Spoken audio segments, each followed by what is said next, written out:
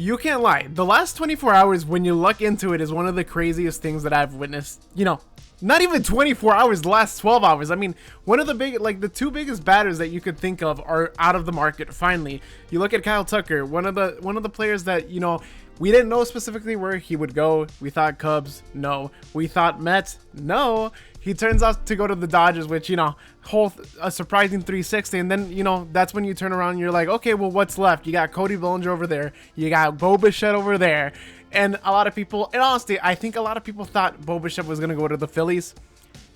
That sure didn't happen. There was a huge twist when it comes to that. Bo Bichette ends up in the Mets. But anyways, let's talk about it. Hold on. Before we start the video, if you guys can do me a huge favor, if you like MLB content, you like this news, you know, do me a huge follow. Do yourself a favor and, you know, subscribe to the channel. Give me a like. Give me a comment on what you think about this video, what suggestions you have for the future. Anyways, let's get on to it. Roll that thing. When you ask New York Mets fans, if you ask them about the offseason this year, they're going to absolutely tell you it's one of the worst things that they've seen. I mean, they've seen players go. They've seen a lot of trades that they were in favor or that they expected to land these players not go their way. The players they lost, you know, they traded away Brandon Nimmo. They lost Pete Alonso. They traded Jeff McNeil. So they're losing a lot of the roster that they had last year. They also lost Edwin Diaz, one of the best closers out there. They lost him to the Dodgers. Then you go back to the people that they were rumored to land, which was Kyle Tucker. Kyle Tucker very much had a deal from the Mets. It was on the table, and he lost him to the Dodgers. So the Mets lost Edwin Diaz to the Dodgers. The Mets lost Kyle Tucker to the Dodgers. So nothing so far has been going their way when you look into it. Now, Mets fans, boy, do I have news for you. When finally, just a few minutes ago, I mean, around 30 minutes ago, they finally announced that the Mets came and swooped and took away Bo Bichette from the Phillies. Yes, they took away Bo Bichette from the Phillies. So, reportedly, from a boy Bob on X, he said that the Phillies had a contract in place for Bo Bichette. It was 7 years for $200 million.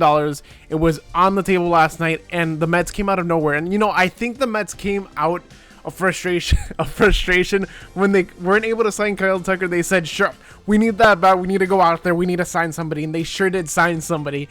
They ended up signing and taking away Bo Bichette from the Phillies. The Bo Bichette deal ends up being 3 years for $126 million. Now, when you look into it, I think this is a deal that Bo Bichette just could not pass up. It was a great deal when it came to the table. You know, you did have that offer from the Phillies, 7 years. You had him locked down for $200 million. But Bo Bichette, at the end of the day, is still 27 years old. And the Mets offered him something fantastic. The Mets offered him a 3-year deal with $126 million. Now, it also comes with 2 opt-outs. There's no trade clause. So if the Mets did at one point want to end up trading him, he has all the control. Bo Bichette has all the control on specifically where he wants to go. So if he has a fantastic year this year, or he has an off year this year and he has a good year the following year, he can very much opt out, find a better contract, finally find that big contract that he is looking for at the end of the day. Now, it is unfortunate what happened to the Phillies. I think that was almost a guarantee. I think the rumors were going their way. I mean, Bo Bichette did visit them at that point in time. The contract was on the table last night, and the Mets just came in, swooped them. It's unfortunate what happened to the Phillies, but the Mets did end up getting their at-bat that they have been strongly needing, if you really look into it. I mean, once again, he's a great at-bat. He had a great year last year. He did deal with injuries in September, but he had a batting average of .311 with an OPS of .840. He's only 27 years old. His WAR is 3.5, so you're getting a great at-bat with that.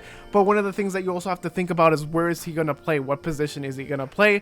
Because he was a natural shortstop, but with the injuries, it does make it a little bit more difficult to be that shortstop. It has already came out that he's going to be the third baseman for the Mets. So that also brings up a lot of questions when it comes to the lineup.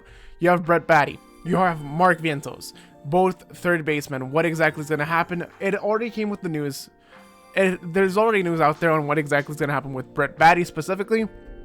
Brett Baty is expected to play third baseman and also play other positions, not only third baseman. So something to think about, I would say, is there's a possibility that he might go in the outfield. They might try to see if he's good at the outfield, because you did lose Brandon Nimmo at that deal with the Rangers. So that is something to think about. When you think about Mark Vientos, maybe they try him for the outfield as well. There's a lot of things that they could try, but if you want to think about it, the odd man out would have to be Mark Vientos, because they've already came out, they've said third baseman for Brett Baty. They've said they expect him to do other options, but nothing has been talked about what's going to happen with Mark Vientos. Now, you think about it, they're going to trade him. They might trade him. I mean, they only have 1 year of control left when it comes to his contract specifically, but if you look at the weak spots for the Mets, there's two things that you look right away. The first thing is replacing Brandon Nimmo's position, because they did trade Brandon Nimmo to the Rangers, but they never replaced that outfield position that they once did have with Brandon Nimmo. The other option that you could look into it is, what exactly are they going to do when it comes to pitching? And now there's already been links and rumors towards someone like Freddie Peralta from the Milwaukee Brewers, because it is Freddie Peralta's last year. Freddie Peralta had a great year. I mean, he's been having a great last few years. You could say he's one of the greatest pitchers, not the greatest, one of the best pitchers in the last few years when it comes to the NL. Now, it's an agree or disagree debate. I'm not gonna start arguing with you guys. I mean, you guys could agree, you guys could disagree. I think Freddie Peralta's been phenomenal when it comes to being the ace of the Milwaukee Brewers.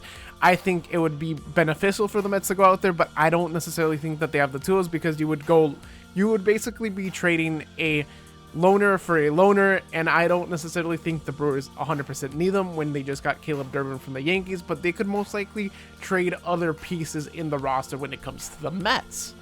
Now, let's say the Mets end up saying, hey, we just don't want to trade Prepo away. We want to just continue in free agency and continue to sign other players. I believe there's a lot of options out there when it comes to starting pitchers that I'm surprised that are still even in the market. There's still a lot of great options when you look into it. Players like Zach Gallen, who ended up not taking the deal that the Diamondbacks did offer them, is very much still available. You look into players like Framber Valdez, very much still available. Chris Bassett, still very much available. So there's still a lot of options when it comes to pitching. The Mets still have a lot of things to work out. They still have a lot of things to look into. And, you know, I do believe that the Mets are going to go out there and spend money, because this is a team that was pretty good last year. They did not make the playoffs. Very clearly, they did not make the playoffs, but they have a really young, great roster when it comes to it. So the one thing that is missing now is the outfield, that one outfielder, that starting rotation that is good, because right now the starting rotation looks a little bit rough when you look into it. They also lost Frankie Montas, who they did have last year. Their ace, not as great, not as good out there, so they do have to look into pitching, I would say, to be a little bit more competitive and actually make the playoffs, because once again, I think this division is very much competitive when it comes to it.